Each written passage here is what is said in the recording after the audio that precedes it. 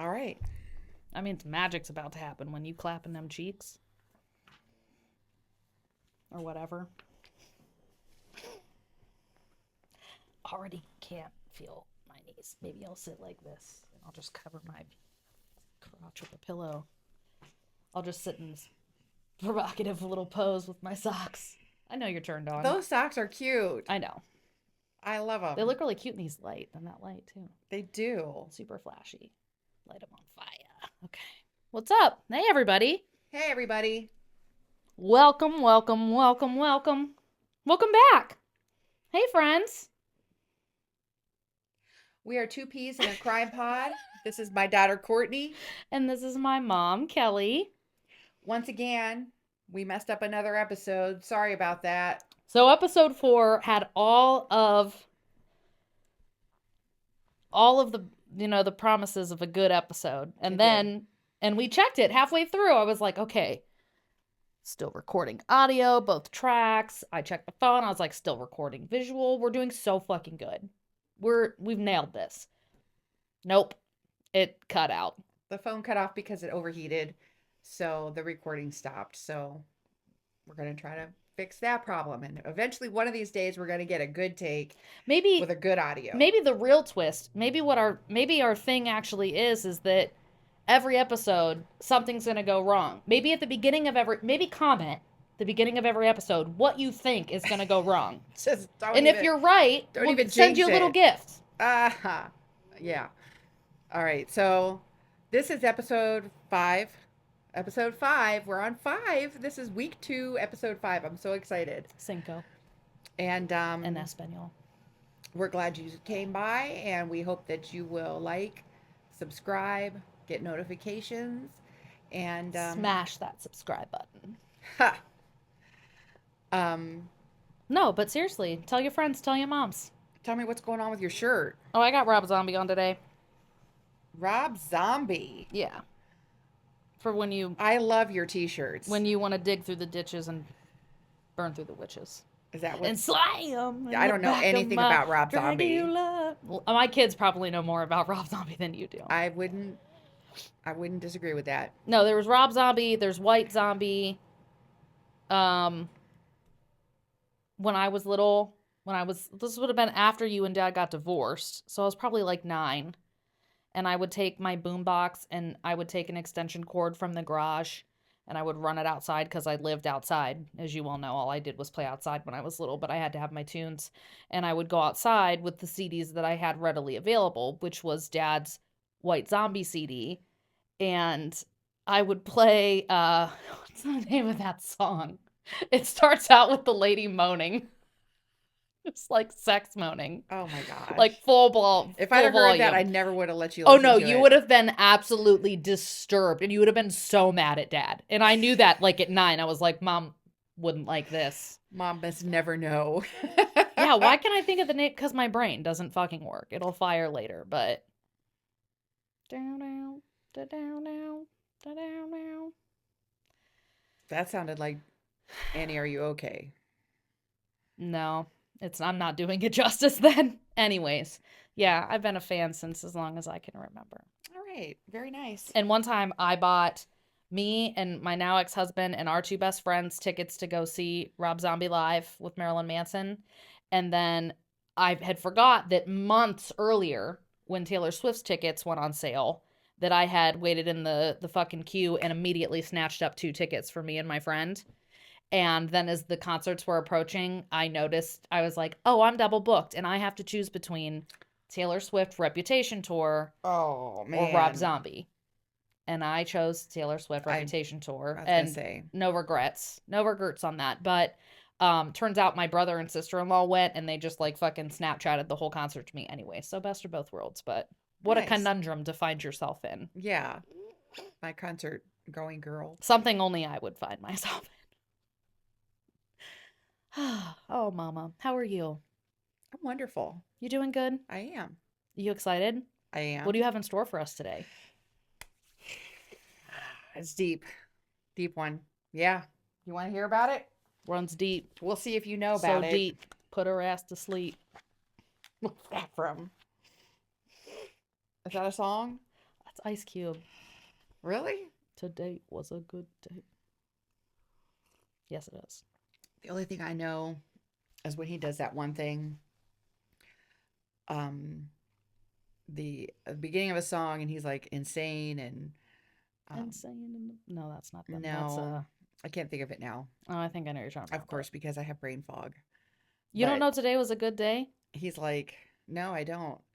Um, it's the one at the beginning. Nightmare walking, psychopath talking. It was Oh, you psychopath, know that one. not Okay. not insane. It was psychopath. Okay. I love that. I just Okay. love the lyric. It's cool.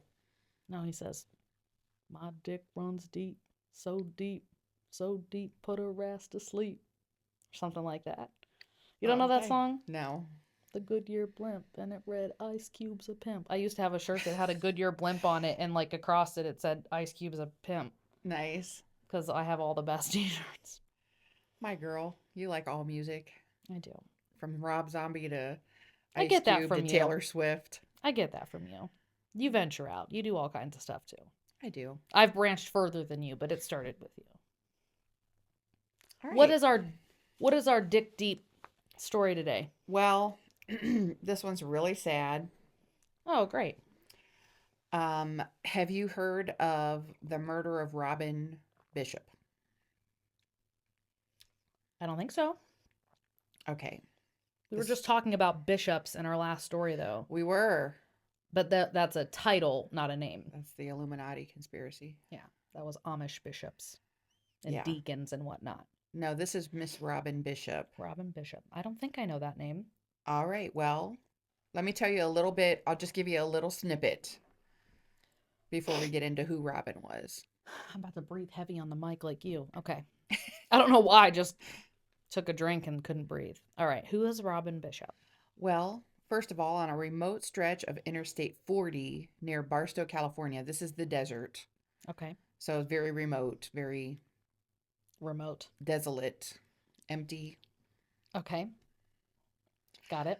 At 1:30 a.m., headlights from California Highway Patrol officers George Michael Gwaltney's Prowler illuminated a disturbing sight. Say that again. George Michael what? The CHP, California Highway Patrol. Okay. Officer, his name is George Michael Gwaltney. I really can't pronounce it. Gwaltney. Yeah. Okay. Spelled a little Gwaltney. George Michael, not the singer-songwriter. Officer Gwaltney. Officer Gwaltney. Okay. What was in his headlights was a young woman's body lying just off the shoulder of the highway. Yeah. Her vehicle was a short distance away, and there were no witnesses in sight and no signs of life. Nothing but desert for miles. The woman was 23-year-old Robin Bishop of California, and the discovery would set off one of the most explosive scandals in state history. Okay. Sound like you want to know some more? Tell me some more. Okay. Well, let's talk about who was Robin Bishop. She was 23 years old when she was killed. It was January of 1982. Okay. She was known as a deeply responsible, soft-spoken, and close to her family kind of person. Her friends described her as kind, trusting, not confrontational. Robin was planning ordinary things in her life, her work, her family, and her future. So she was a 23-year-old. She was just starting to figure things out. She had just graduated college. Okay. And nothing about her life suggested she would encounter any dangers. She didn't live dangerously. She had graduated. They weren't sure if she was about to graduate or had graduated, so I'm not sure on that. Okay. But it seems like she had graduated. If she was on track, like normal track, then she'd have graduated, but... Okay. She was at the theater department at Southern Utah University. Okay. And that was in Cedar City, Utah. And she was considered a top theater department student. So she was pretty good at her craft. She was in the theater. Yeah. Okay. A little bit of acting, a little actress. She was working in Las Vegas. and returning there from theater auditions in Los Angeles. So she was in Los Angeles doing theater auditions. Auditions, bouncing around, working in Vegas, going to Los Angeles to audition, Yes. the things you'd expect. Okay. So late night drives, that kind of thing. Yes. Robin was described by the theater head as a Renaissance woman. Love that. Yeah, she was talented in music, singing, and acting. Okay. She was very versatile. The night that she was killed, she was driving alone. She was not engaged in any criminal activity. She had every reason to believe she was safe. And I found out there's no public records of where she was employed or what her romantic relationships were. So I don't really have any information on that. But at the time of her death, she was actively auditioning in Los Angeles a lot. So that implies that what she was pursuing was an acting profession. Okay. And then after her death, her parents had established a memorial scholarship in her name in the SUU theater department. I love stuff like that. Yeah. Keeps her name and her memory alive and benefits other students that had her dream, Yeah. you I know? agree completely. Yeah. Yeah. So I tried to see if there was a way to donate to this scholarship, but I didn't find anything. I think the parents just provide for it yearly. Probably. The scholarship is awarded to a junior in the theater department who is a performer, suggesting that her peers and instructors viewed her as a strong performing arts talent. And they Okay. did. All right, well, let's talk about the evidence. All right. What's going on? At the crime scene location, Robin's body was found near her vehicle on a remote stretch of desert highway outside Barstow.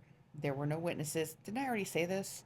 Oh, here we go with the redundancy again. Let's start Uh that over. no, I don't necessarily know that you said that. I did. Well, you said that she was found. I didn't know that she was near her car. I could just not have been listening well the first time, but I didn't know that she was near her car. It kind of sounded like she was just randomly on the side of the highway. So Let me. I would keep it. Really? I would keep it. All right. Well, the location was extremely isolated, a place where Well, hold on. abductions. Start over. The whole thing? Just start back from the beginning of that session. Say, like, let's talk about the who. Okay. Well, I already said that. I can cut from there. I'll just start at the crime scene location. So, Okay. all right. At the crime scene location, Robin Bishop's body was found near her vehicle on the remote stretch of the desert highway outside Barstow. Okay. There were no witnesses and no other vehicles, no obvious footprints except those consistent with her movements and possibly one other person. Okay. It's probably going to be kind of hard in sand to see footprints, I would think. It's I basically just going to be divots, probably. Yeah, I imagine. I don't know the is it windy? I mean, I don't sand know. shifts, right? I don't know the exact conditions, but It doesn't unless sound it was like, some sort of a fucking ghost, somebody else was around, right? I yeah, mean, it she just died doesn't of sound like cardiac arrest. I the mean, footprints weren't any help. yeah. The location was extremely isolated, and it's the kind of place where abductions or assaults could occur without being seen. What investigators thought that suggested at first was the possibility of a random roadside predator.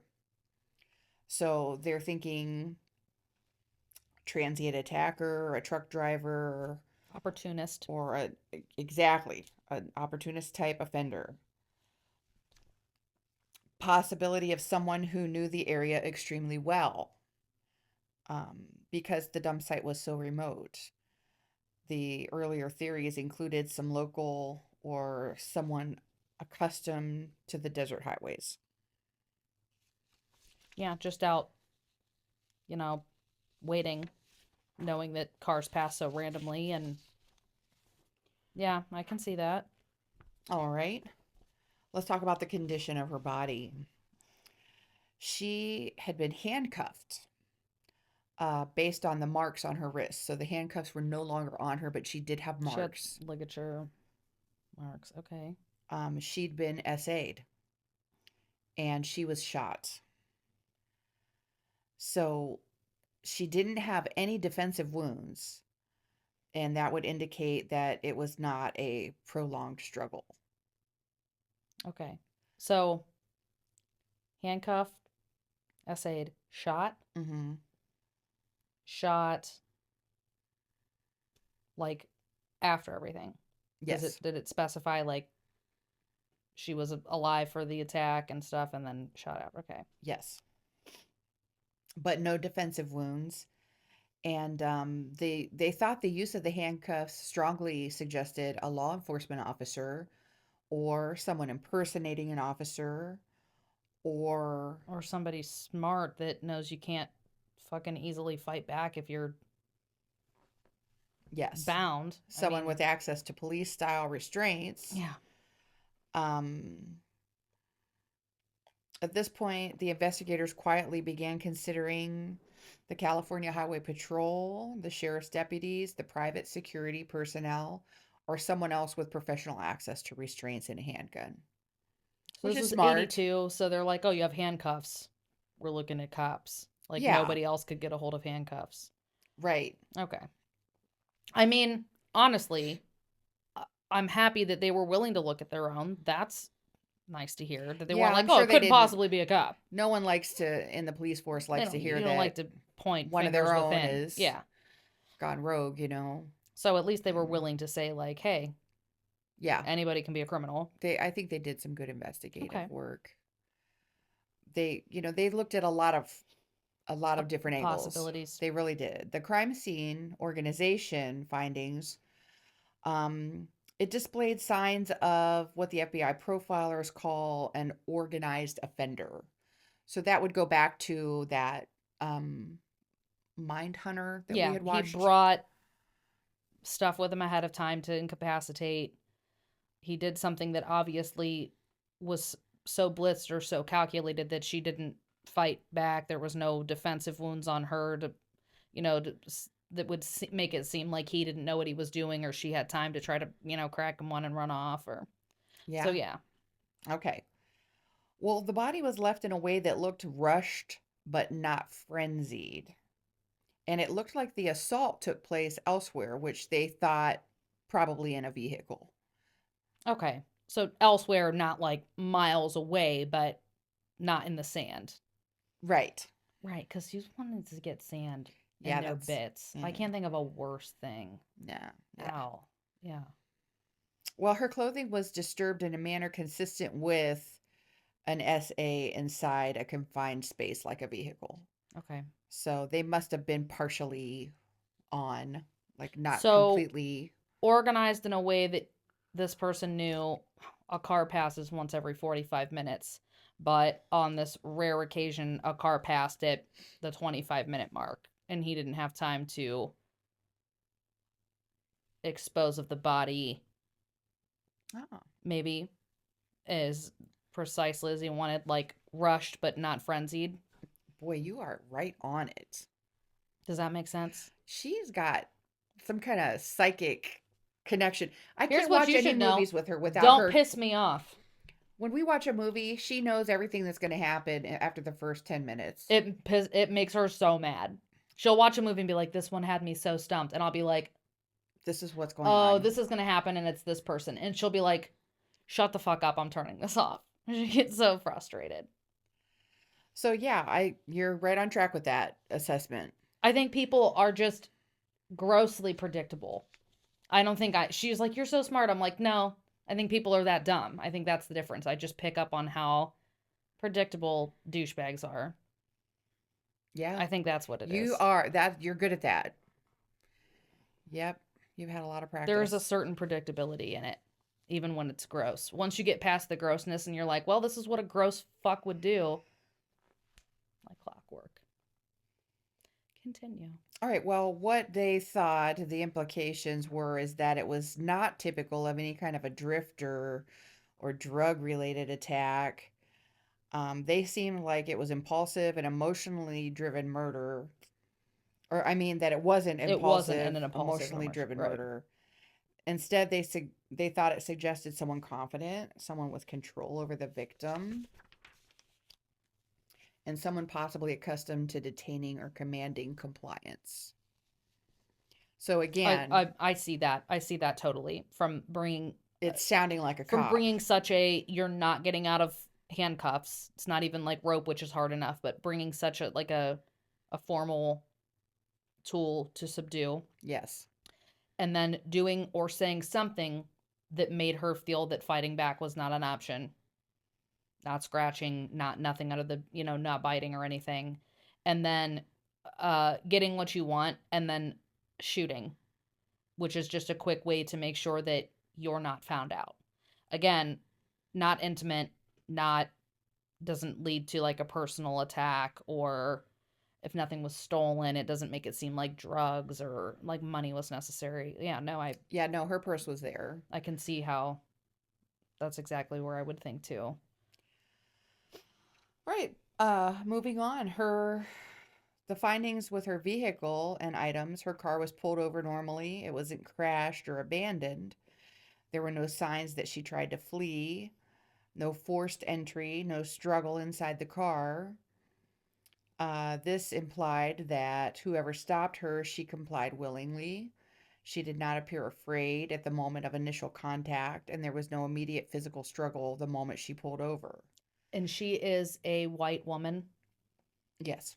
so I would assume that the perpetrator was a really friendly, clean cut looking white guy that like flagged down like he had a flat tire, and she felt somehow immediately connected and safe stopping for this person. That's exactly what I was thinking. I mean, to play devil's advocate, they're thinking that she was pulled over by someone she perceived as safe, and they think especially a police officer. Or that he was impersonating, like he put a fucking Could have been. light or something. He did something that made her feel that pulling over was okay. And Yeah, yeah, that she had to comply. yeah. And, I was thinking another scenario, in my opinion, because if we're talking about me, if there was a person laying in the road, I would have pulled over to help them. You know me. You would have. No, I was just thinking that's so fucking stupid. And then I was like, no, no, mom said you know me. Yeah, you would have. So And, well, okay. And a this reasonable is not modern person times would either, not have because done I'm thinking that. right now, I This wouldn't. was I 82. might stop. I might not get out of my car. I might call the police and describe what I see, but not. Well, we didn't have cell phones back But back then. then you didn't. So you would feel more like, well, what the fuck am I going to do? Drive 20 miles to the next phone or see if this person has a pulse? It was a different time. So I have to consider that as well. Yeah. And yeah, you're right. I'm the kind of person who would think like, Corny, if you leave this person and you could have saved them, how are you going to feel? We I didn't know as much about stranger danger then, because this is just past the hippie Yeah, years. no. It was peace and love, and people were Well, and you're out in the hitching middle of rides nowhere. everywhere, You're and thinking this person's laying there. Not like anybody else is going to walk up on me. I'm not in a city. That's just this one person who needs my help. And yeah, people were thinking less about crime yeah, then. oh, This absolutely. was It the was a day different of, time. yeah. But even in today's modern society with cell phones and technology, my mom would still make the absolute worst call possible. I would have. She calls it like she sees it. All right, well, the early forensic evidence from the body, the biological material indicated, as I said, an SA, but no evidence that she had been held for long. Keep going. Okay. It was a crime of opportunity, not long term abduction. And the type of handcuff mark suggested standard police issue cuffs. Okay. So I didn't know there were more than one kind of handcuff mark. I guess maybe, I mean, I don't know. I Maybe think that they're there's a sitting kind that's with. like a round bar and it goes different in the middle and you have to key in the middle or something like that. But your standard handcuffs are like that one latch by two latch and Yeah. it shinks over like this. Yeah. And yeah, that's going to leave like a kind of mark. Like I get that. But Okay. Well, they're saying that the suspect implications were a random predator was becoming less likely. forensic specialist noted early on that the restraint marks looked identical to common law enforcement equipment. The controlled nature of the assault aligned with someone comfortable giving orders or exerting physical power. So, initial forensic interpretation already pointed quietly toward law enforcement or a law enforcement impersonator. Yeah, I can see it. So, then there was the nature of the kill shot. A fucking law enforcement wannabe is what I'm picking up on. That's a good observation. Yeah. Robin was shot at close range, and it was deliberate, not accidental, and not defensive. Um, this scenario eliminated a panicked drifter, a drug induced frenzy, or a fight gone wrong. What it did suggest was a killer who wanted to eliminate a witness, like you were saying. Yeah. Wanted to get what he wanted out of the situation and then get rid of the witness that would tie it to him. That's what they thought too. You'd make a great detective. I keep wondering if it could possibly be someone that she knows that knew that she was traveling that stretch of highway, which would also lend towards her getting out without question and being like, oh my God, my friend's on the side. But wouldn't you think it's so weird? But you wouldn't keep going. You wouldn't be like, oh my God, Danny you would stopped definitely here. stop. You would definitely stop. I mean, that's a Like, possibility. It's a possibility, but the calculation of having the handcuffs and having the gun and like I said, like there's less intimate parts of it and more controlled parts of it that make me think that it's a stranger than a person that she had ever met. So anyways, again, I'm just guessing because I don't know the story. So these are just that's just intuitions, but. Well, they said someone who felt the situation required a final solution, someone aware that their identity was known to the victim. So everything you're saying tracks. Yeah. That's what the police thought too. This aligned with a non-random, non-stranger scenario. Just like you're saying, and or a scenario where a stranger was in uniform, fully identifiable, and later realized it's the victim different than what I'm saying. They're him. saying that it was somebody that she knew, or it was somebody impersonating a cop, which is a little different than what I'm saying. And I get why they feel that way. I still just feel like the kill was not intimate enough for somebody that knew her, that felt the need to go to all this fucking extent. Feels more like a person. Well, if it's like a stalker, it feels more like a person who has this MO to me than like her stalker who had to come up with this elaborate plan on Route 40 in the middle of fucking nowhere. I don't know. I could be totally wrong. Routine, it wouldn't be that elaborate. I mean, you just go get some handcuffs, you get a gun, you make your plan on how you're going to get her to pull over. Because back then, DNA evidence wasn't as great, and there wasn't as much, like, they didn't have touch DNA. You didn't have, it was harder to pin somebody, so more. You had to have large amount of facial recognition. They couldn't do like the micro DNA. Right. It had to be like, I saw him and his eyes were this color, or I knew him and it was this person, or, a facial reconstruction, or like a sketch, or so. But then you just wear a fucking mask. Right. I mean, I think that it was like a stalker, and in my opinion, they could.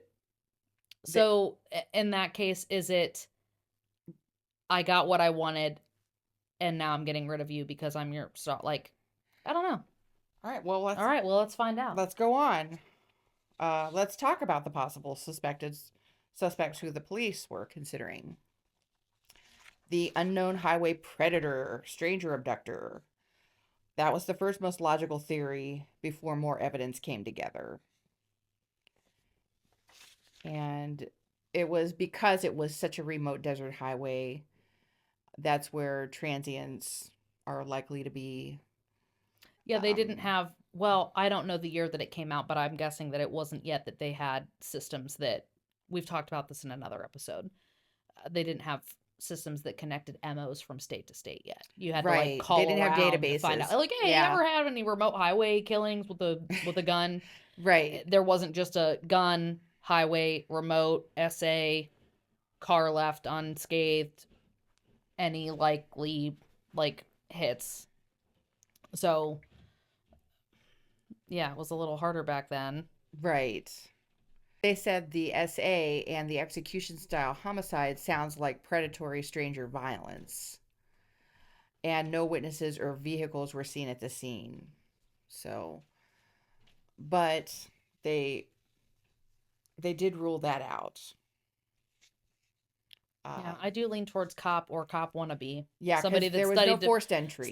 somebody that studied to be a cop and didn't make it, or somebody that was a cop that knows like the best way is like one single gunshot wound. She pulled over Take your fucking bullet willingly. casing Yeah, and go, and how are they gonna figure you out? Like, right, yeah, right. So the handcuff marks, the wound, and the yeah, organization of the crime suggested someone with police-like control, not a chaotic drifter. yeah. So after about 2 to 3 days, investigators strongly doubted an ordinary predator was possible. They moved to a false identity police impersonator.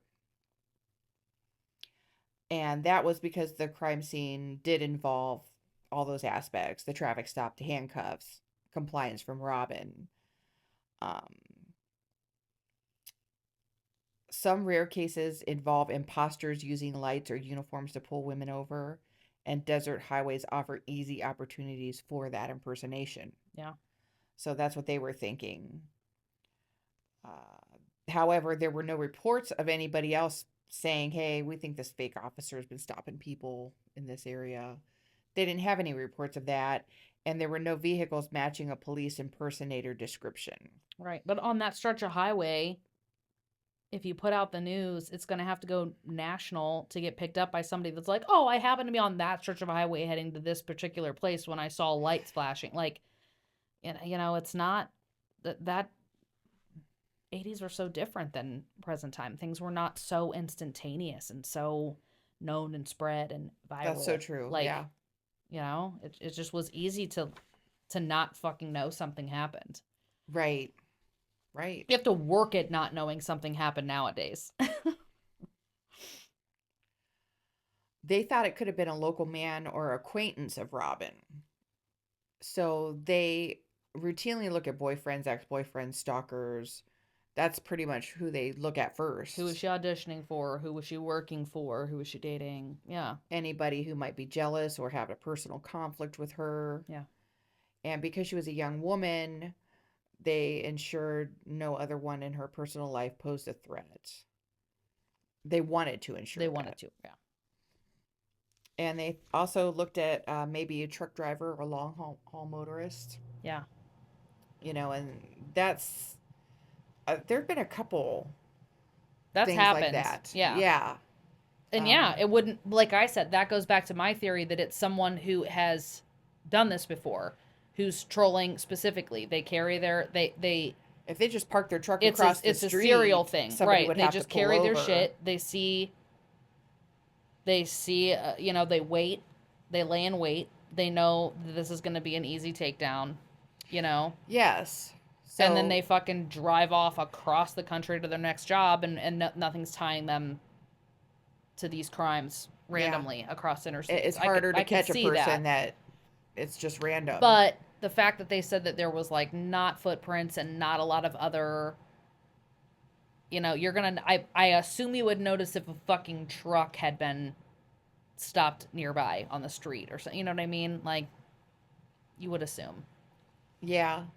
That makes it more difficult. Did you ever see that movie Breakdown with Kurt Yes, Russell? because of you. Yeah. Okay. Yes. That reminds me of you. Yeah. Yeah, that's a good movie about a truck driver who Kidnaps the guys. Yeah. people. Well, this stretch of Interstate 40 did have heavy truck traffic. And there was isolated rest areas which attract opportunistic crimes. Yeah. So some similar unsolved cases were committed by truckers. So that's why they had to keep that in their back pocket. Right. You're right. They didn't find any tire tracks or diesel truck patterns. And Robin's car was clean. No sign she had gotten into another vehicle. You ever wonder when they say in 1982 it was clean, if you could somehow magically go with the technology we have and take a fucking time machine back to that? If you're like, This crime scene is not fucking clean. There's shit everywhere. There's fucking hair. There's carpet fibers. There was semen on stuff. Like, do you ever wonder if when they say it's clean, if it really was, or if it means that it was clean for that time? I wonder that all the time. Probably There was clean no for that obvious time. fucking thumbprint and a chunk of hair. Like, what did it mean? I always wonder, like, What did did they they really miss? fine tooth comb Because shit back they then? But didn't do the it just didn't mean forensics. anything because they didn't have Right. partials and they didn't have touch DNA and all this. I mean, stuff. they did collect evidence, but there was not necessarily a way to do anything with it. Like maybe you have a cigarette butt, but maybe there was a certain point in And you history where collected you and couldn't get the think- fucking DNA off of it. might be able to use this later. But it's a Camel cigarette, so look for people who smoke Camels, but no DNA to you know what I mean? Like, Yeah, it's just wild that back then things were really different. Boy, DNA really changed the you game. could just get away with stuff. I just feel like you got away with stuff so much. Like, I can't even fucking TP someone's house anymore. And yeah, as a 35-year-old woman, I'm still kind of fucking butthurt about not being able to go and like TP an enemy's house. You want to talk about a non-evasive way to tell somebody like fuck you and inconvenience their day? I would still absolutely TP people's property. I don't know where she got this from. Except for everybody has a Ring camera. So I can't even do these dumb little things that would make me feel good because I'm fucking Tom Petty over here. Just petty as possible. Didn't you once put plastic cutlery in the lawn of a teacher? Absolutely. And saran wrapped their trees and did all this stuff. It's a whole story. Oh my Let's not go gosh. into it today. Yeah. My girl, she's a criminal. Lindsay has that teacher now. No way. Yeah. What? Yes. Oh my gosh, that's hilarious. Wait, now we have to go into the story. Okay, really quick, because I don't want to I fucking... can't even I've believe been it. so good about not sidetracking this episode, but are we ready for a sidewinder? We are ready for a sidewinder. Okay, so in high school, I was not in the all-girls a cappella choir, but my two best friends were. And so, like, I had study hall that mod, and so I went in and hung out with them. And they had a sleepover, and they all invited me because I was always around, and we were all friends. So I got to go to the a cappella girls sleepover. Doesn't this sound lame? It's cooler than it fucking sounds. I'm telling you. You had to be there. But we were like, let's fuck shit up. And so we just did this night of mischief. And I think we might have had two different sleepover nights of mischief. And one of them was we were in somebody's neighborhood, and I saw that someone must have remodeled their entire bathroom. And so there was like an old toilet out on the curb and like chunks of tile and wood and everything for the fucking dump to come get. And I was like, hold on, we need that toilet. And I just get out and by myself, a 17-year-old girl, just pick up This dirty old street toilet. old, dirty, Ew. used, poop-infested street toilet. Ew. And pick it up and put it. Okay, and if you know anything about toilets, the bottom of them have the wax ring, which is it's disgusting. sticks it to the ground. The fucking wax ring's still on the bottom of it. I just fucking manhandle this thing and pick it up and put it in my fucking Saturn. Seriously. And then we drive it to our friend Gary's house and we just dump it on Gary's lawn. And then once he figured out who does, we're all laughing. He brings it back and dumps it on one of the girls' lawns because it was a cousin of a girl in the band. And so then we just spent the summer being like, it was in my toilet. It was mine. And we were like, whose are we leaving this on? Oh, Nick, leave the toilet at Nick's house. Oh, Maria, leave the toilet at Maria's. We were just leaving this fucking dirty toilet. At one point, I was running down the street with this toilet one time, and I tripped, and I, like, set it down on the ground hard, and it chipped it. And when I picked it up, the porcelain cut my leg open. Like, it's amazing I don't have hepatitis. Seriously. It's amazing, right? Okay, so anyways, the summer of mischief continues, and we decide, you know what? This teacher, we know where you live, and you're going down. So we do these ridiculous things like put plastic cutlery in their lawn so that their lawnmower will hit it and like chink, chink, chink, chink, chink, chink, and like send shit going. We fucking saran wrap the trees so that you can't mow your lawn without having to take the saran wrap down and just dumb things, right? Dumb things. Everybody knew who lived in that neighborhood. And I'm sure that this teacher knew, Was this a teacher that you had a crush on? Okay, I'm going to stop you right there. I never had a crush on this teacher. I think one time under sedation, I said that I thought that they were precious and cute. You said he's a beautiful man. No, You were so sedated. you're misremembering. No, I never I'm not. said that. Oh, I'm not. I will never forget that because I was shocked because I thought you hated him because he did not treat you well. I think that I thought he was precious. Like I thought You he was said- gay, and I wanted to be his little I was best friend. trying to. She was under sedation, and I was trying to get her to say something funny about how much she hated this teacher. And I called your sister a cunt under I said, sedation. yes, you did. And You I said, "How about Carly?" And I said, "Your sister's a cunt. I said, don't tell care me if she lives or about dies." such and such teacher. And she said, she got a smile on her face. She said, he's a beautiful man. I think that I meant he was precious because I thought he was homosexual. I did not know he was married with children. And he was very effeminate and had kind of a lisp. And I thought he was like into music and gay. And you know, I love gay things. Like, I don't use gay in a pejorative way. I'm like, that's fucking gay. And it means I love it and I want to be a part of it. And I thought he was fucking gay. And I loved that for him. And then when I found out that he wasn't gay and he just had a lisp and he was kind of an asshole, then I was turned off. You know, then we weren't friends. It wasn't ever going to be, we weren't tight. We weren't going to be like this ever. So I was like, let's fuck up his yard. Okay. Okay. So anyways, as I was saying, I'm sure, you know, when you're a kid and you think no one's going to know, but like, you don't realize that teachers are human people who like leave their house and know things and are like hip and were once youths too. Youths. They used to be youths.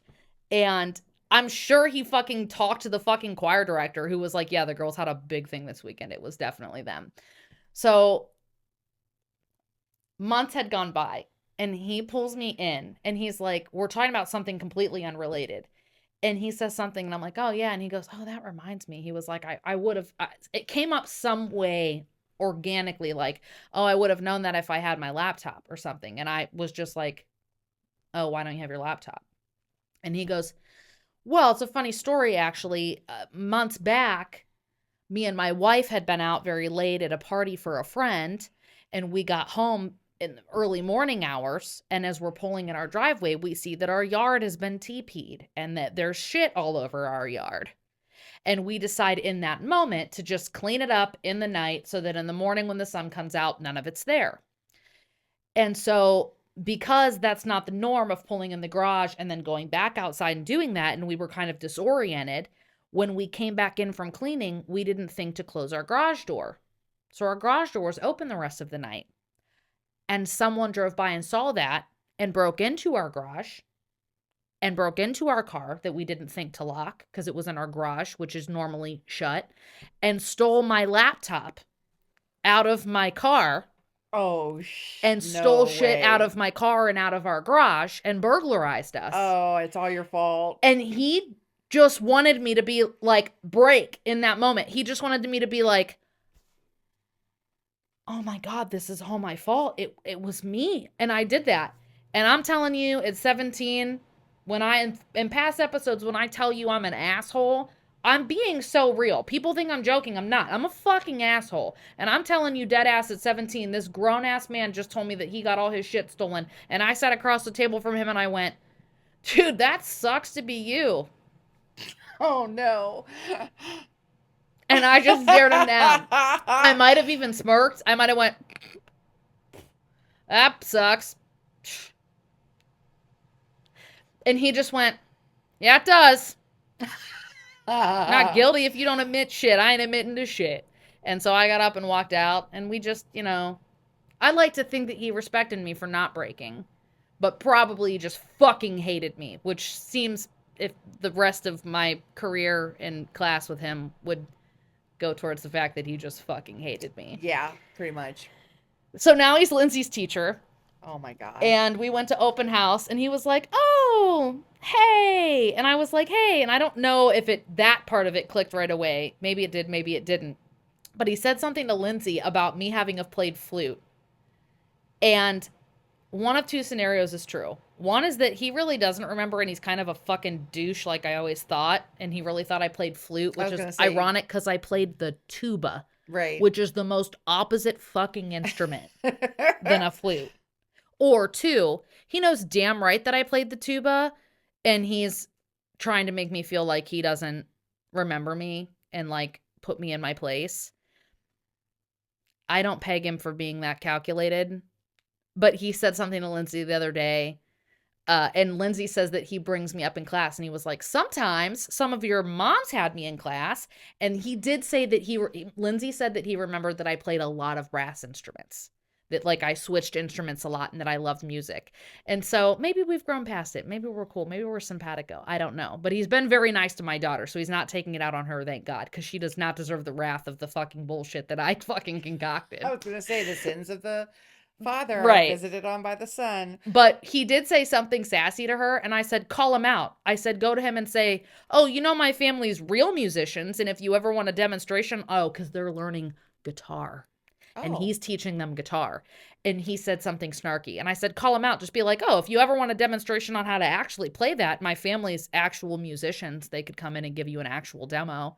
And she said that she did. And he was like, I'll consider it. Oh. So Grandpa Chris might have to come in and do a little demo for my teacher. Okay. The plot thickens. Okay. I am a fucking asshole. People think that I'm being like modest or being cute. I'm not. I'm an asshole, guys. So there's our Sidewinder for today. That was great. That's our Sidewinder. I loved it. Yeah, it was a great Sidewinder. What'd you think? Let me know. On a scale of 1 to 10, let me know what you think. How much of an asshole I am. Okay, so we were talking about Miss Bishop and her gruesome murder. Yeah. So before I sidewinded us into this bullshit. the next suspect was a potential serial offender operating in the region. Well, that's easy for you to say. Nope. But they were checking the area for recent SAs, kidnapping, highway attacks, missing persons, trying to see if anything matched up. Right. Their due diligence, yeah. And then another potential was a rogue off-duty officer from another agency, not their own. I can see that. They had to rule out sheriff's deputies, local police, and other California Highway Patrol officers. Which back then I suppose was like a flashlight, like, did you do it? Better be honest. And they were like, no. And they were like, it wasn't him. I don't know if it was that dark ages. I mean, they had to match up people's driving logs and, which were fucking handwritten. Right. This is true. Anybody could. Wasn't fucking GPS accurate. Well, they did have to check it with the dispatcher. They were like, hold on, give me your arm. Give me your arm. I got a bruise. I'm not going to hurt you. Okay, don't hurt me. They're going to be like this. All right, I got a baseline pulse. Did you kill that chick? No, absolutely not, officer. He's telling the truth. That's how I imagine how fucking accurate things were. Everything in the 80s was just fucking toss up. Your hair, tossed up. It didn't matter. Everything. My hair was. I know it was. About 6 inches tall. The paternity of your children's father, toss up. Nobody knows. Allegedly. Go ahead, Mama. Okay. Anyone other than Gwaltney with access to his patrol car. I forgot that was dude's name. Yeah. So they very carefully tested and were able to definitively rule out. Because Gwaltney was the first on the scene, which made him a suspect. Right. Okay. So smart. They wanted to know if anybody else had used the car or borrowed it or rode in it or had access to it that night. The findings were the California Highway Patrol logs confirmed only Officer Gwaltney drove the car that shift. There's a big daddy long legs on the wall behind you. But I made a weird face and I felt like our... Oh my gosh, it's huge. I know. I felt like on the move. I felt like our people should know why I made a weird face. I don't like this. For those of us watching and not just listening. Just stay over there, Daddy Longleg. He's not gonna hurt you. Well, no maintenance staff. Nobody had used the car? Yeah, nobody. Okay. No biological. I'm just going to go on with all the things. Okay. I'm messing with you. Are you messing with me? I'm still watching he's making a web. I can tell now what he's doing. He's very calculated. Is that why he keeps going in a circle? Back and forth. Yeah. Okay. Early interviews and behavioral red flags. Well, Officer Gwaltney found the body, and during the initial interviews, he talked too much and too quickly. He offered explanations before being asked. He volunteered theories about what might have happened, and he discussed details he should not have known. Well, he's either a really eager cop trying to make detective, or he fucking did it. I mean, right? So at first, investigators approached him simply as the officer on the scene, but his behavior was raising red flags. He seemed to have He kept excessive... getting a boner every time they talked about it. It was weird. He had excessive nervousness. He kept attempting to steer the investigation in the way he wanted it to go. And he had over involvement in early discussions. Like he wanted to be in on what they know. What do they know? So detectives noted privately his behavior was inconsistent with a routine discovery. In other words, somebody that just driving by and discovers a body. He was a little... I get it, and I'm going to be devil's advocate here. I already think he did it, so just go with that. But to be devil's advocate, if you're just a regular cop and you do have aspirations of becoming more, and it's not a part of your regular routine to drive down the highway and find a woman's body, and you suddenly feel this responsibility to figure out what happened to her, and you've never seen anything like that, it's your first homicide maybe. Yeah, I could see, he could be overeager. I could see him being over eager as well, but he did it. So you pinned him? Sure as the night will become the day.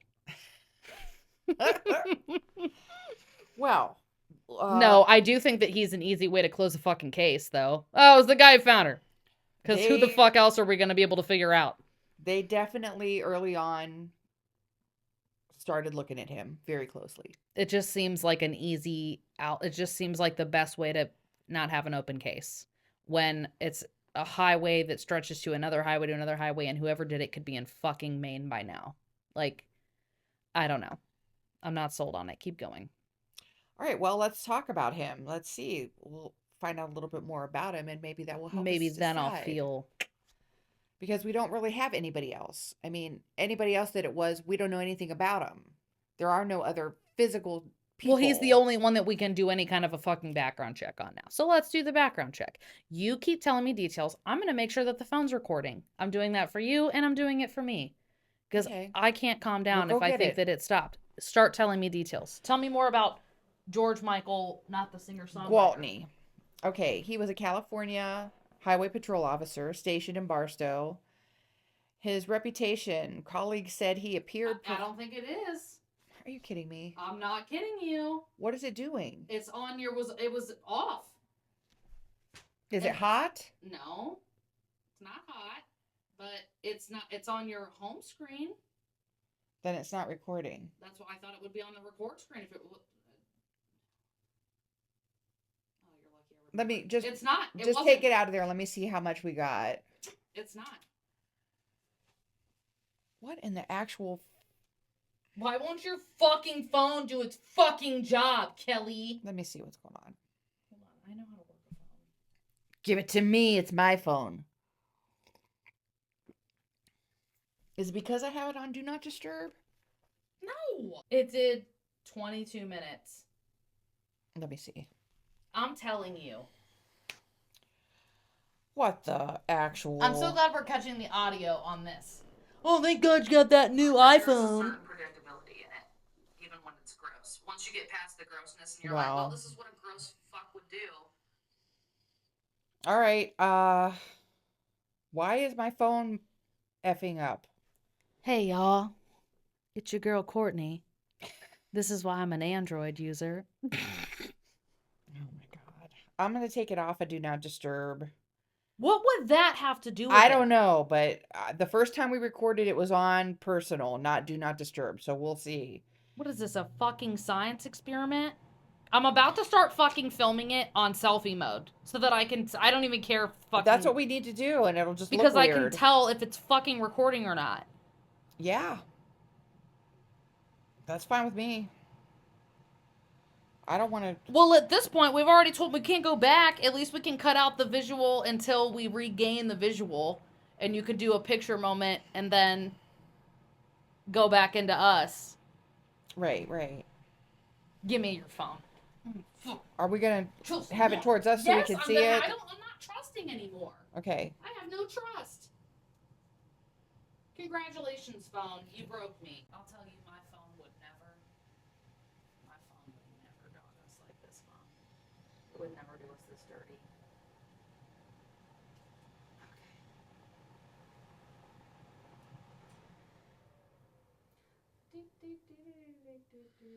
Right Mom, there. it has to be centered or it won't make any That's sense. centered right there.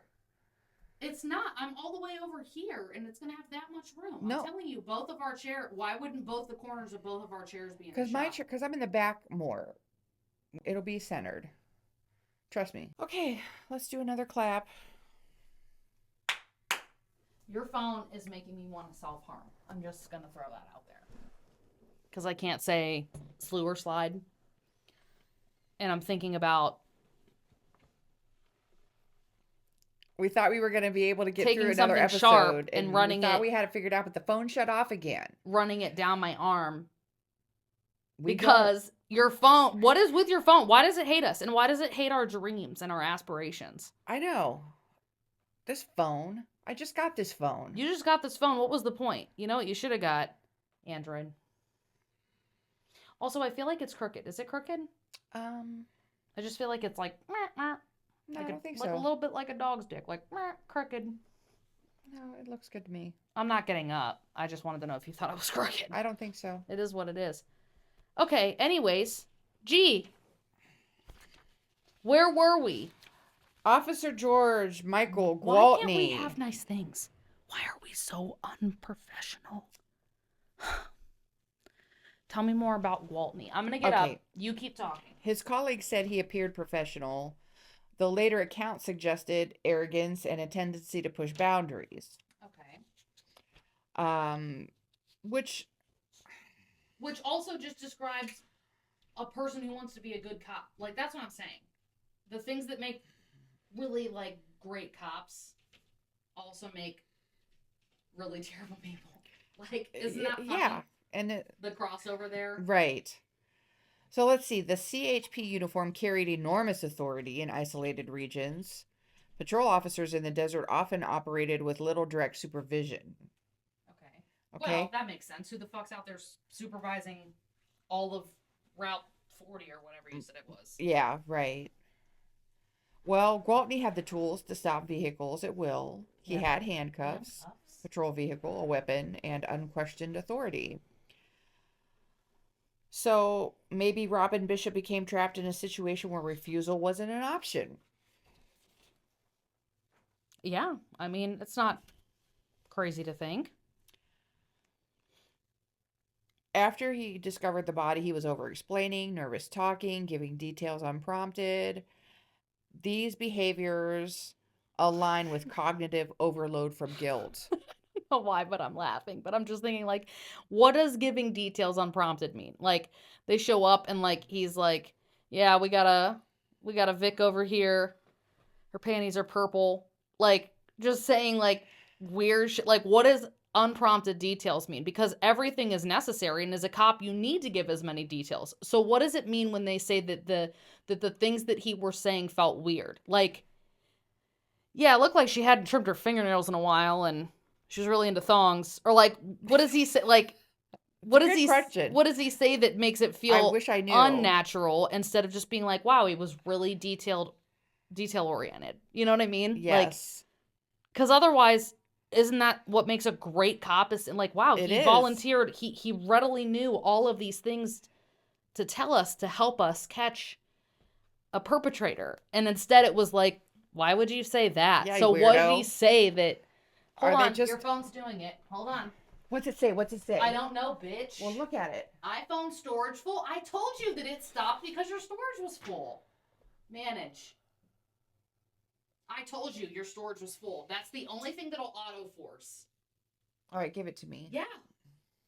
You gotta move any videos that you already uploaded. You gotta delete them completely out of your phone if they're already uploaded. Okay. This is Courtney and I know stuff. Right now my mom is deleting stuff from her phone.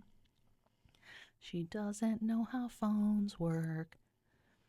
But that doesn't make her a jerk. Hello. Okay, this one's Welcome done. to our channel. Maybe it does make her a jerk. What is she doing? Welcome to Lyria. Hey y'all. It's intermission. Breathing. Are you sure it's still recording? Darth now? Vader ass Once bitch. you're gonna have to clap again. Are you editing them on your phone or are you moving them to your computer and editing them there? I and then tried to uploading move them? it to my computer, but It was too much. it wouldn't do it. Yeah. So you're deleting things that you've already downloaded to YouTube, correct? Okay. So 1, 2, and 3. Yes, 1, 2, and 3 can go. And then go to your trash can and delete them out of there too. I have to pee real quick. I might as well just do it now. Or fuck up. Smells good down here. Smells like Christopher, drop a beat. Gonna fucking kill myself. You stopped! I'm sorry. I just knew it was gonna be some stupid shit. Okay, see? Alright, so we're in her cloud. She's got 97 gigabytes free. Oh no, she's got about 100 gigabytes free. You should be No, but good. that's not the cloud. Isn't my phone storage? No, that's her main storage. No, that's not your iCloud drive. I'm in your storage. Okay. So I can't have 6 other videos on there for us to get new videos. Yeah, like ideally, You're gonna have you to want to delete them. You're gonna have to upload them and then delete them out before you can. Or you're gonna have to find a way to transfer them to your computer and let it go overnight and take time. I tried to do that the whole time you were gone, and it would not do it. I don't have any devices that are big enough. I gotta buy a new thumb drive. You need to buy an external hard drive. Yeah. Like I have. Yeah. Yes. That's what I need. I need a Remember- terabyte. You need Yeah. an SSD. Or 2. You need an SSD external hard drive. Did you text that to me like I asked you to? Yeah, I actually sent you the hard drive. I think you should buy What did you send that to me on? I don't have that. on your messages. Maybe What do they say about third tries, Mom? it's the charm. Is that the charm? Christopher, is that the saying? Third time's a charm. Shall we? Shall we? We shall. I'll leave you guys to it. We're doing this for y'all. So I we hope you figured it see- out. Courtney figured it out. What's the problem? Was that Mom's storage was full because I told her the only way that it would force stop a video is if your storage was full. You're not recording. Yeah, I am. No, you're not. Motherfucker! Now you're recording. I'm just making sure. Are we recording? We are We recording. feel sure about that? Yes. There's flames on the sides of my face. All right. Once again, it shut down. We recorded a bunch of things, and it was my storage was full on my This is phone. really a podcast for people who love true crime and who love laughing at dumb people. So if there's an intersect and you cover Where are my both of people those- at? Yeah, where are my people at? You can laugh at us all you want, because honestly, we've earned it. All right. Moving on. Exhausted. Okay. Emotionally, physically. I just don't even care about this case now. Fuck this case, except for this poor woman. Tell me, what was the guy's? Is your leg hurt right here if I do this? Yes. Mother God! No, go ahead. Just don't do it right No, on my knee it's here. fine. I'll just sit like this. Sorry. Okay, so we were talking about George Michael Gwaltney. Gwaltney, and he knew a little too much. We were talking about what does too much detail mean when you're a cop, because isn't that what you're supposed to fucking look for is details? Right. So what did he say that made it seem weird instead of helpful? Did we clap? Mom.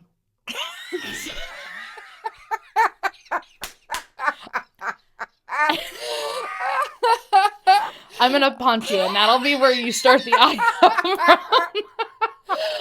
It helps me sync the audio with the video. The audio. At this point, they'll be lucky if there's any fucking thing playing. They don't even care if our fucking lips match up. What is the fucking difference? Put on a puppet show. This is the victim. Oh, no, don't kill me. Give me some socks. Oh my gosh. I cannot. You're killing me. All right, let's talk about car forensics. Yeah, let's talk about that. In the patrol car. The interior of Gwaltney's patrol car did not appear consistent with a standard night shift. Items appeared out of place. There was scuff marks that did not match his explanations. Looked like there might have been a struggle in there. Like somebody's heels kicking a dashboard or something? Yeah. Uh-oh. I mean, I know what that looks like from your dad's truck back in the day. Gross. At this early stage, investigators didn't yet have lab results. They just had impressions.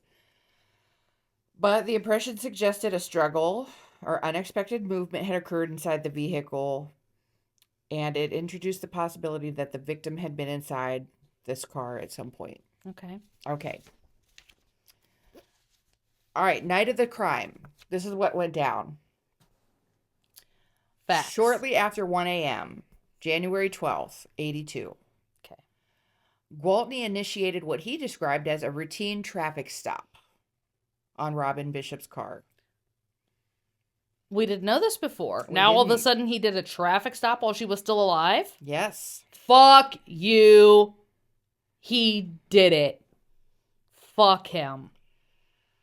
So, prosecutors later argued the stop was pretextual, that there wasn't a legitimate violation going on, but he said she was speeding. Evidence showed that he handcuffed her, and then he placed her in the front passenger seat of his patrol car, which... Not SOP. Okay. Did you know that? Yeah, you don't fucking do that. No matter what year it is. That is correct. Protocols normally place detainees in the back.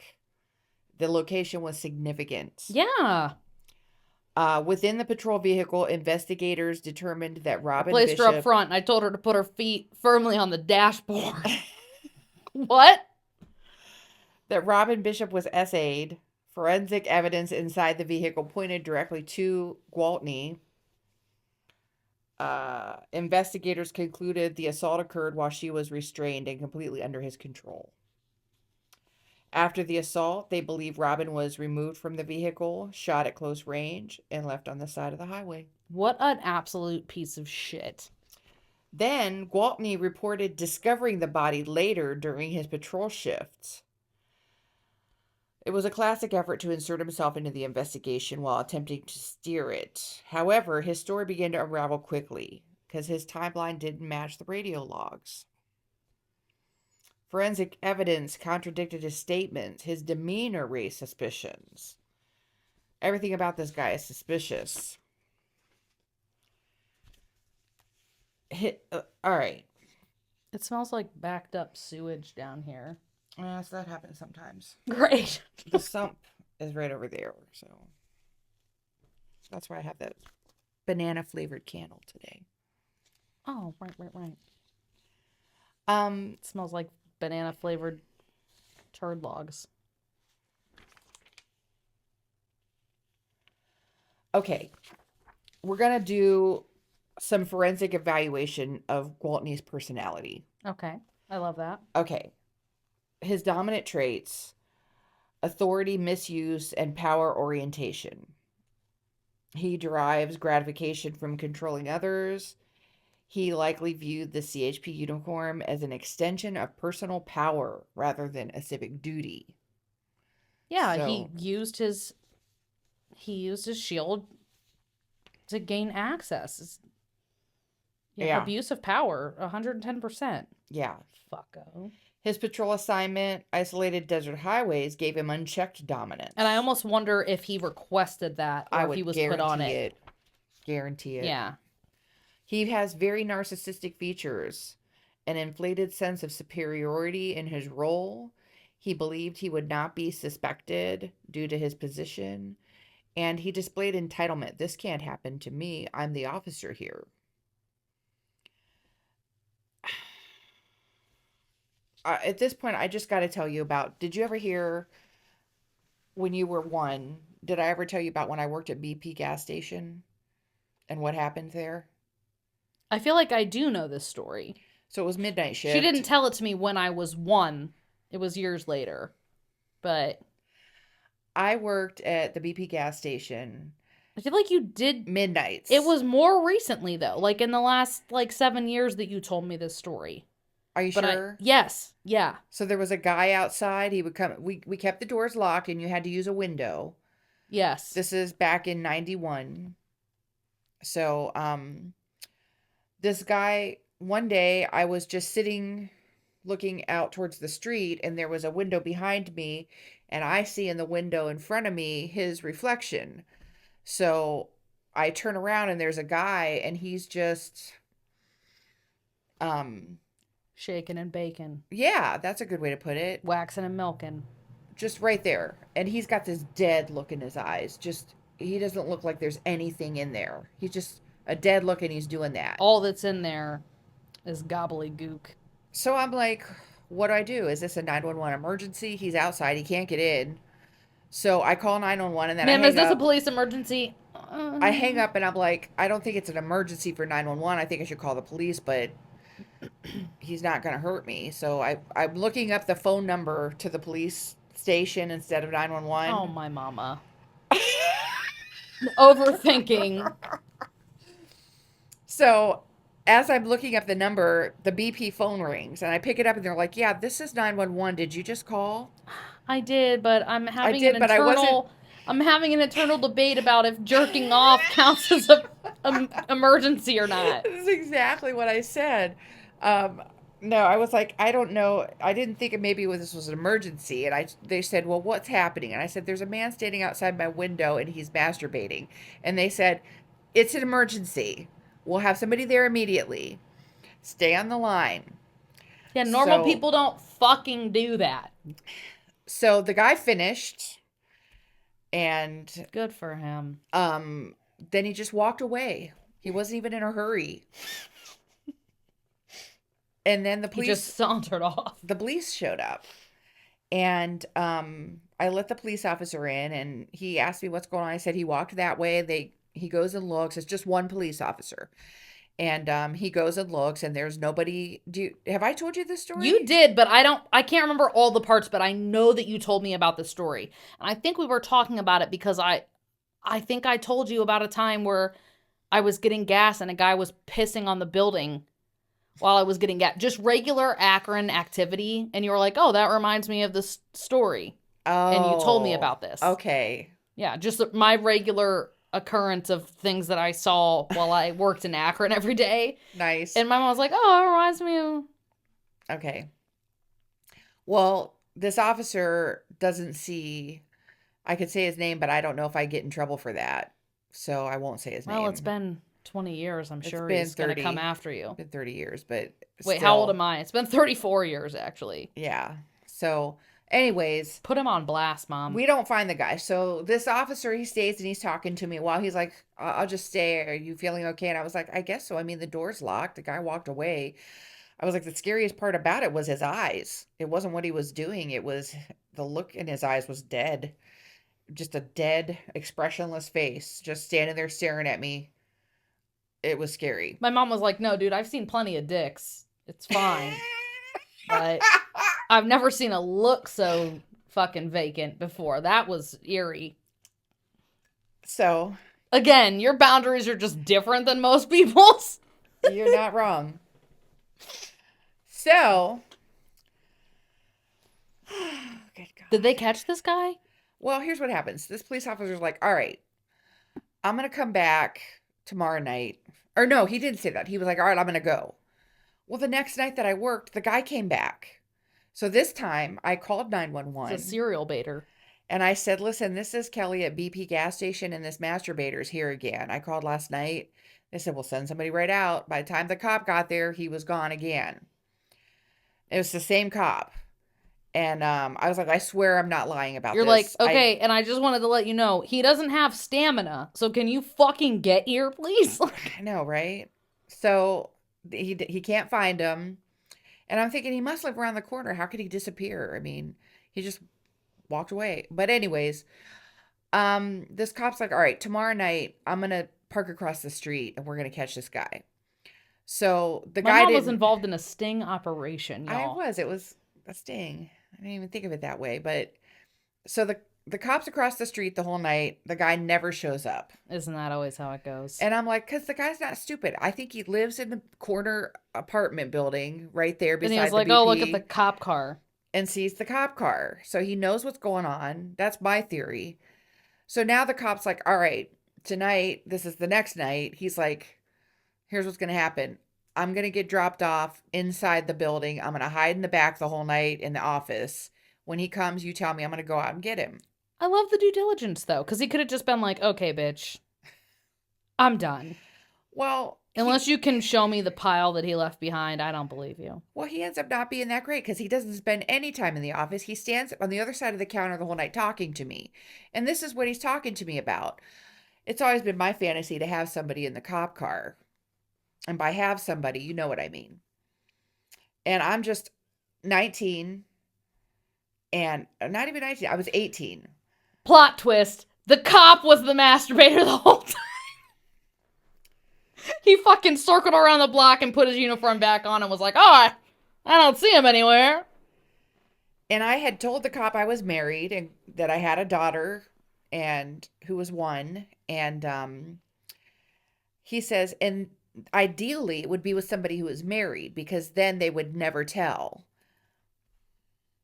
So he's telling me all this, and this is my way of coping. Pretended like he didn't just say those things. Just smiling. Oh, okay. Pretending like he's not directly talking to me. Like he's just saying things that I might like to hear. But it What was has his nothing name? to do with me. I'll kill him. Do you want to know his name? Put him on blast, Mom. It's Blaine. 2025. Last name Blaine. Officer Blaine. Anyways. Hashtag me too, dude. Fuck this guy. So I'm afraid now for my life because there was just a movie out where this cop is stalking this woman and the husband tells him to knock it off, and now the husband's car gets a boot on it and all this stuff happens. Yeah. And that's the movie of the time. And I'm like, Yeah, I think I'm you just told me this terrified. story like 6 years ago because I- I specifically remember you saying that there was this dangerous scenario at BP in downtown and like warning me against it. But like the details are fuzzy now. And now I'm Well- reinvigorated and pissed off all the fuck over again. I'm telling you, then the next thing that happened is I quit BP because number 1, there's midnight masturbators, and number 2, the cops are just as creepy. So now I start working midnights at Denny's. It's like a fucking R.L. Stein book. Goosebumps. Tales of the Midnight Masturbators. And the reason I have to work midnights is because I will not put my daughter in a babysitter because I'm afraid of her being SA'd by babysitters.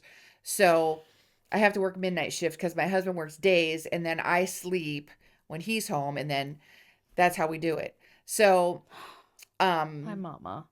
My poor mama. I work while my daughter is sleeping. And then And then in the morning, I While didn't know I'm any at- of this, and I was 3 years old, and I would just go lay in the hallway and go, until my mom would get up and make me cereal. this is true. Because I didn't know that you were tired. And I would just lay in the hallway. And I could have gone downstairs, but it was more fun to go, in the hallway. I remember being such a fucking pick-me when I was 3 years old and just being like, oh, I gotta get mom's attention. My girl, I don't remember that at all. I should have just went downstairs and ate Bill Jack dog food and took care of myself because you were tired. So sorry, mama. Stop. Did they never catch the masturbator? They never caught the masturbator, but Blaine somehow found out that I worked at Denny's and started coming in Denny's on midnights and visiting I stick me. by my story that Blaine was the masturbator all along. Or can you corroborate that he was not? Are you sure it was 2 different men? I am sure. Anyways, I quit Denny's. And I went to Tim's Tavern. And guess who followed me there? Shut the fuck up. I am dead serious. And why didn't I report him? You should, because nobody would have believed you. It would have been absolutely fruitless. I just was terrified to, honestly. Keith Yeah. knew about it. And we lived in that city. And You don't want to make an enemy of the fucking I don't cops think in your the city dad you wanted live me to in. report either because No, because he knew cops and he knew the sheriff. His dad knew the sheriff. He didn't. You don't want beef with the. You're not. You don't go. What do they say in Rocco's Modern Life? You can't fight City Hall. It's the same vibe. Like back then, you didn't go against the police because it was just one against many, and they weren't going to turn on their own. And you weren't going to want to have to be in a situation where you called 911 and said, it's Kelly Crum. And they were like, delay that. Oh, we're on our way. which is what I was thinking. Oh, my But husband's an wait, asshole. wait. Come help me. And they're There's like, a silver "Eh." lining. Wait. There's a silver lining. So like a year later, after he stopped finally, he finally got the clue that I was never going to be in his cop car. He was never going to have me in his cop car. And he stopped coming into the tavern. A year later, I was out Christmas shopping at Canton Center. And guess who was the security guard at Canton Center?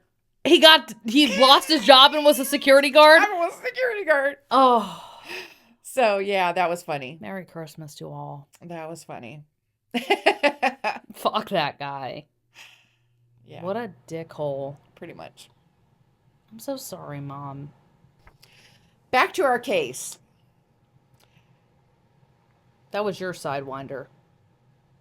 That was my sidewinder. It was pretty good, pretty juicy. I liked it. I hated it, but it was a story worth telling. So Oh, great. Now I have the hiccups. What the fuck? It hurts. Keep going. All right, there was a trial. Okay. The first trial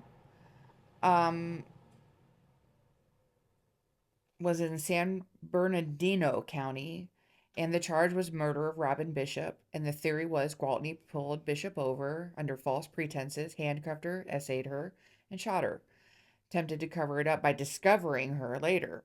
Right. The challenges for the prosecution was that the jury was reluctant to convict a uniformed officer. People were so trusting. They just were impressed by stuff like that. They were impressed by money. I'll tell you, I grew up in the 1990s, and thank you, Shania Twain.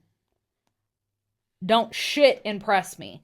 Let me tell you, I'm out here in my fucking cheetah print, and I say, that don't impress me much. Right. And you're going to have to do a whole lot fucking more to prove to me that you're not a piece of shit. Thank you, Shania.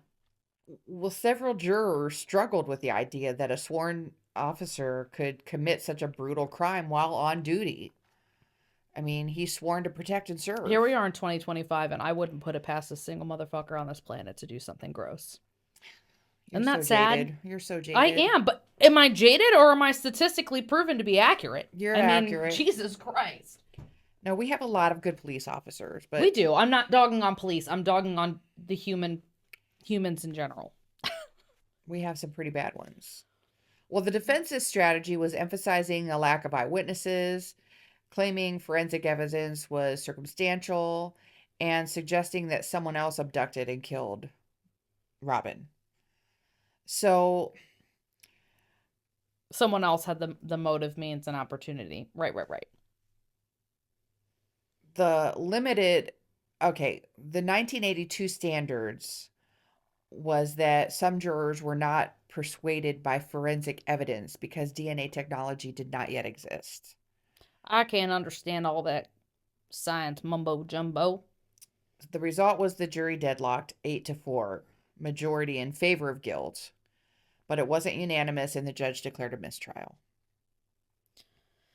So they had to retry and rely less on science and more on making this guy look guilty. So what do you think? Are you thinking definitely it's him? After everything that you told me and that he came up and was like, well, yeah, I had stopped her ahead of time. Yeah.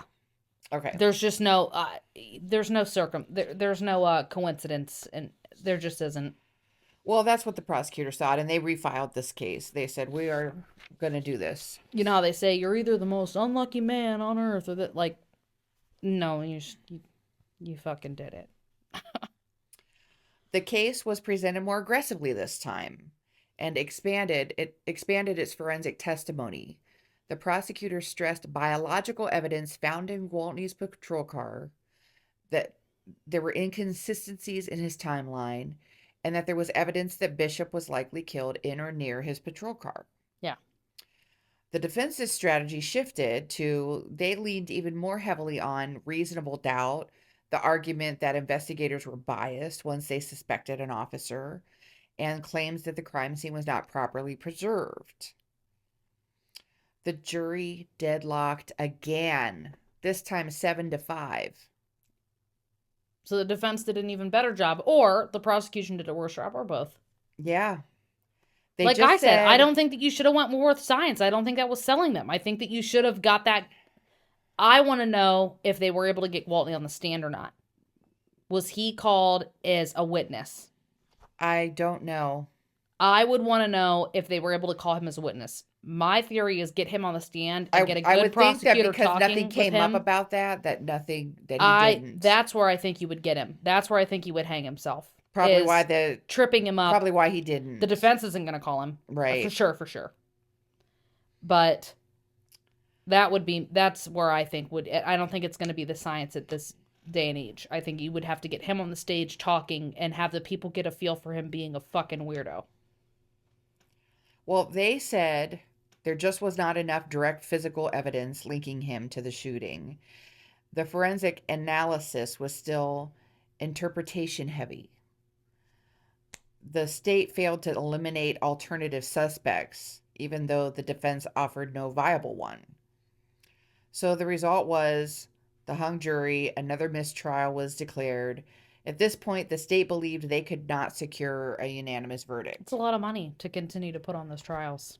So neither trial ended in acquittal. Both just ended in hung juries. They were called mistrials. Yeah. Gwaltney was never acquitted at the state level. He was simply not convicted because the juries could not reach unanimity. He would remain the prime suspect, yeah.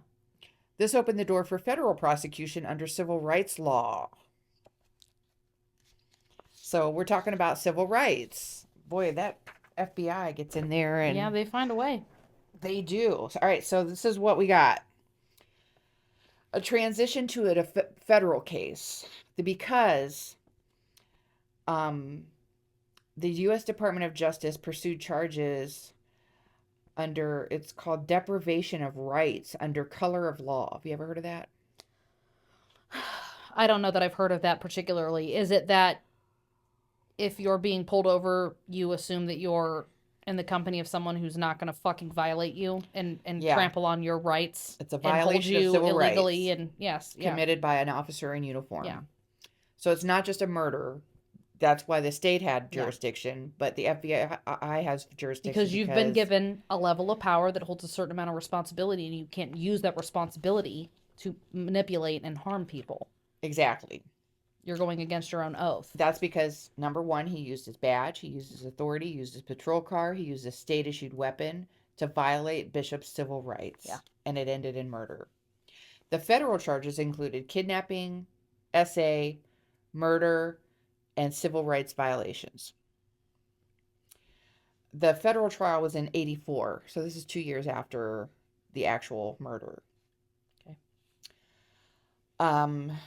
They received stronger forensic presentation, expert testimony on misconduct under color of law, and testimony from law enforcement culture specialists.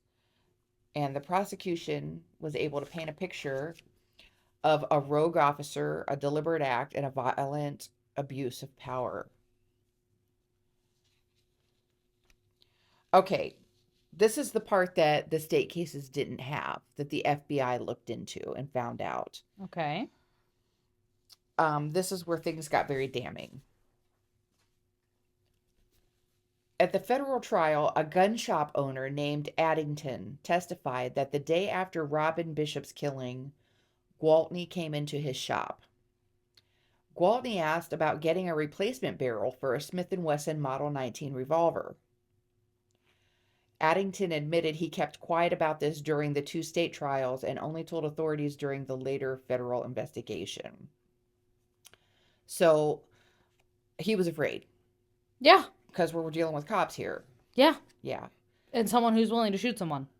Why the barrel matters. Do you know? Yeah, barrels leave a particular pattern on the bullet that could be identified and traced. Yes. Yes.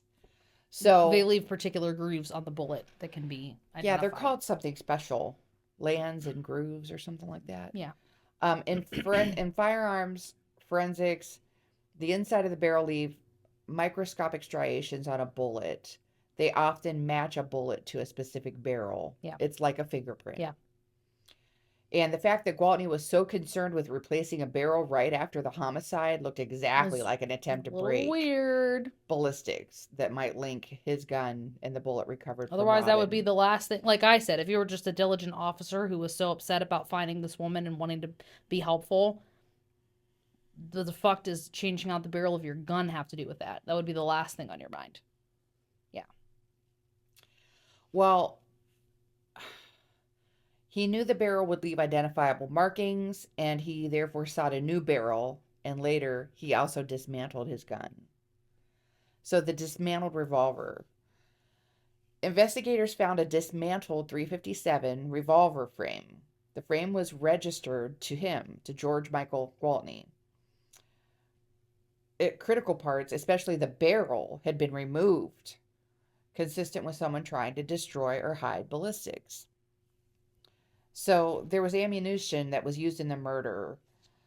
She was killed by a single handgun round to the back of the head. What a fucking coward. .357 Magnum revolver, which means the wound would be a .357 caliber bullet, consistent with law enforcement type ammunition of that era. The ammo evidence pointed to a California Highway Patrol officer because the bullet and wound characteristics were consistent with the kind of caliber that law enforcement had at the time. Standard weapon for law enforcement, yeah. So even before the full barrel story emerged, the ammo would have already narrowed things toward a revolver, not a semi-auto, a law enforcement type caliber, and someone with official access to that combination, exactly like California Highway Patrol. Then they used the gun and ammo story at the trial and basically saying Robin Bishop was executed with a handgun on a remote highway. The caliber and wound were consistent with a .357 law enforcement type revolver. Gwaltney was on duty, armed with such a weapon, and was the one who found the body. The day after the murder, he tried to get a new barrel for his Smith & Wesson Model 19 from a gun shop. When investigators closed in, they found a dismantled .357 revolver frame registered to him, missing critical parts. Then there were evasive measures taken by George Michael Gwaltney that they talked about at the trial. He tried to control the narrative from the beginning. So what he was doing was, when he radioed in finding Robin's body, he immediately volunteered explanations long before they even asked him anything. He offered theories about what might have happened, how she could have ended up there, why the crime scene looked the way it did. Right. Why it mattered. Officers who find a body typically stick to facts. Gwaltney instead tried to pre-shape the investigation to lead away from himself. Detectives immediately flagged that behavior as overly invested and indicative of guilt. Right. There's no way to prove that. It's just one of those sounds pretty fishy. Right. It's the whole, psychological profiling. You could say it's all hoopla, but statistically it works. Exactly. He gave inconsistent and changing stories. In earlier interviews, his timeline kept changing. He would change the times of the patrol stops, when he saw Robin, the order of his actions. Why it matters is that the dispatch records did not match his timeline. It's easier to keep the truth straight. Yes. And harder to remember what lie you came up with. Yeah. So his radio logs showed gaps, delays, and unexplained intervals that aligned with the timing of the murder. Changing stories are considered consciousness of guilt, not simply memory errors. By the way, I did not put it down in here, but what happened was he had her in his car The essay happened, got her out, shot her, the kill shot. A car drives by, and now he knows he's been seen. So he has to make a report. So what he does is he acts like he's calling in to check on an abandoned car, a license plate. Calls in the license plate number. Yeah. So then he goes and acts like he found the body. But the time logs are all messed up for when it should have happened. Right. But that's what when you were saying a car drove by, you were dead on. That's exactly what happened, and it messed him up. Yeah. He thought it was going to have more time, which is why it looked organized, but Disorganized. Rushed. Right. Yeah, rushed. Rushed, but not chaotic, is what they said. Yeah. So he tried to distance himself from the patrol car. He claimed that his patrol car interior was undisturbed. No one had been inside the car besides him. He did nothing unusual during his shift, but the problem was forensics showed Robin Bishop had been inside his patrol car. Biological material linked to the assault was inside the car. That's what fucked him. By denying any unusual activity, Gwaltney attempted to block investigators from even considering the patrol car as evidence, or frame it as an irrelevant piece of scenery rather than an active crime scene. It was a deliberate effort to mislead the investigative process. Otherwise, that would have been like the first thing you say is like, this is fucking wild. I picked this woman up earlier for speeding. I let her off, or I gave her the citation or whatever. She says, all right. And she's in her car. I drive away. Later on my rounds, I'm driving. She's still sitting there. I'm thinking, what the fuck happened? I find her dead. Like, you would just say, you know? Right. He keeps trying to say it's the hitchhiker, a drifter, unknown motorist, that kind of thing. Yeah.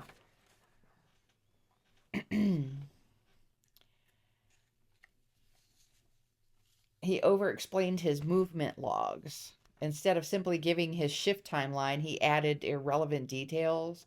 He talked at length about routine patrol actions and repeated the same points over and over.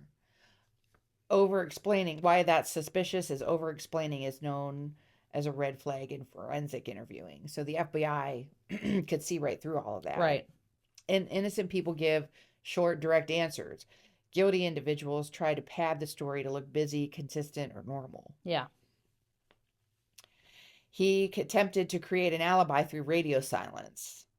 So it's subtle but important. Investigators noticed strategic gaps in his radio calls, but during the approximate murder window, he did not check in, did not log vehicle stops, and did not follow typical communication patterns.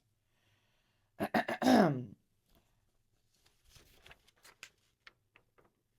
He withheld information during the state trials.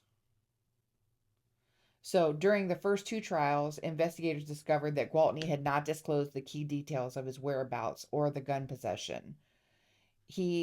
Witnesses later came forward with information he had never mentioned, and the gun shop visit was concealed during both state trials. Though by the witness, not Gwaltney. It still benefited him. I mean, Gwaltney didn't say, hey, by the way, I dismantled my gun and tried to get a new barrel. Right. So, these are classic indicators of an offender who believes his authority gives him immunity. He can outsmart investigators and he can direct the flow of information. Or so he thinks. Not even in 1982. Well, Dumbass. In 1984, the federal jury convicted him. Whoop, whoop. So the verdict was he was convicted on all major counts. The sentence was he received a sentence of up to 90 years in federal prison with a parole eligibility after approximately 30 years. Okay. He did appeal in 86, but they upheld the conviction. Okay. This affirmed that a police officer could be federally prosecuted for murder committed while on duty. His post-conviction profile lack of remorse. He never admitted guilt. Maintained innocence through all of his appeals. Never, said he learned his lesson. Well, that's the thing. Innocent people maintain their innocence, and guilty people maintain their innocence. So I look at that as nothing. It suggests narcissistic Best denial. you can hope for is that they're like a really dumb narcissist and they fucking brag to somebody in right. jail that does a jailhouse deal to narc on them. But most people are not that dumb. And will just keep saying, yeah, no, I never did it. And that doesn't necessarily mean anything. His behavior in court was a calm demeanor, emotionless expression, and detached attitude during all the testimony. So basically, the aftermath of what happened with Robin, of course, was public shock and outrage. Because this was a police officer. This was a trusted individual. Right. You know? And she was somebody that wasn't a criminal. There was no reason to pull her over. She wasn't doing anything wrong. Right. And she was just a non-confrontational person. Oh, even if you were speeding, doesn't mean you should get essayed and fucking shot in the head, you know? Right. Like, the law says there's a certain way to handle certain offenses, and that's never one of them. And so there's just it's absolutely senseless. Yeah, this guy and is a complete betrayal of trust in the system that is put in place and funded by us to protect us. This case was one of the earliest high-profile examples of on-duty police SA violence, and that topic was barely acknowledged publicly in the early. Oh yeah, no, they had to say it happened, but they wanted to act like it was a fucking outlier. Yeah. So the internal changes included higher oversight for officers working solo desert patrol routes, stronger protocols for logging traffic stops, including more precise timestamps, recommendations for dashboard cams, which would not become common until the 90s. I was going to say, can you imagine it would be like a full video cassette? Yeah. Right? But they were discussed because of cases like this. Yeah, absolutely. And then increased checks on officer behavior during night shifts and in remote areas. Checking it's too bad, but, it's too bad you got to check on cops, but everybody needs checks and balances. I don't know anybody that doesn't need checked on, unfortunately.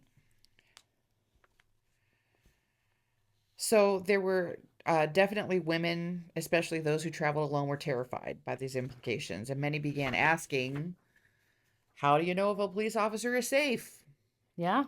That's still a fear. Yeah. That's still a fear. Being pulled over if you're out in the middle of nowhere, like, I'm not resisting being pulled over, but I'm going to wait until the next lit area. What would you do if you were in the desert and you didn't do anything wrong and a cop's woo lights up? What would you do? Even to this day. I'm talking about today. No, I don't know. In 2025, what would you do? You're on a remote highway in a desert. You're not doing it. You're not speeding. Everything's your blinkers work. Okay, first of all, I would be speeding. So I'd be thinking, fuck, they're going to pop me for speeding. But I would still be thinking, fuck, is this safe right now? I am at a disadvantage. I could be taken advantage of here. I think I would pull my phone out and start recording. Facebook Live. Thank God for Facebook Live. Okay, that's one option that they didn't have back then. Another option is you are actually allowed to call 911 and say, I'm being pulled over. And I just want it to be... Is this legitimate? Yeah, I just want you to be aware. I want to know, why am I being pulled over? That's a really good idea, honestly. I hadn't thought of that. I don't know why I didn't think of that, but that's very smart. Yeah, you're allowed to call 911 and say, listen, a cop wants to pull me over. I feel afraid. I'm on a lonely desert highway. I wasn't speeding. I wasn't doing anything wrong. I would just be like, straight up, I was speeding, and I probably deserve this, but can you sit with me and make sure? Yeah, she would have been speeding. Straight up, I was... Go speed racer. Reckless op. Just putting it out there. It is what it is. Well, they face lawsuits, public relations crises, harsh scrutiny about hiring and oversight, and questions in the legislature about officer screening. So those were the, you know, results of what he did, Yeah. which I And guess like we I said, the needed. first thing I said was a fucking wannabe cop. And maybe this was 82 before they did better screenings. And wannabe cops just got to be cops. You know? Yep. But her parents did become quietly involved in victims' rights conversations in Utah and Nevada. So they also have the, if you remember, um, they have the memorial scholarship Yes. at the Southern Utah University. For the theater program for juniors. Yes.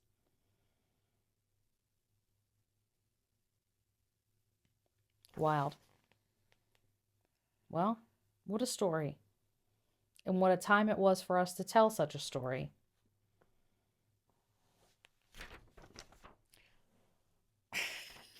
I forgot to say he died in prison. Oh, good. Fuck that guy. He died in prison.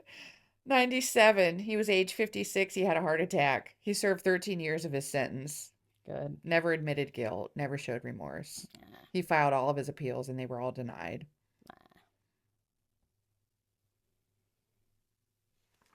I'm sorry, people. I'm a little bummed about this camera failing twice on me. I'm kind of excited because this is where I get to hit stop and I leave. And my mom's got to be the one that puts all this edited, which is now like 4 different fucking clips with one continuous audio. I And hope it's going to be you a stick with it. fucking nightmare not, for her. I understand. Please comment on the case and how maybe you would feel about that. What you Let me would know how you do. feel about my Rob Zombie shirt. Yeah, just let us know that we're doing a terrible Yeah. job. Or How do you feel about you're this enjoying light? it. Are we pro light or I love the light. It adds a little color to me and Mom's face. I love it. It's like a spooky vibe almost. Is it too much? Is it overstimulating for you? Please let me know how you feel about the light because this is about you, not me. I just feel like we're constantly loading something. My love of the light, yeah, we're constantly loading our understanding of how your phone works. And see how it hasn't stopped yet? Because we're still not sure how it works. Let me know how you feel about the light.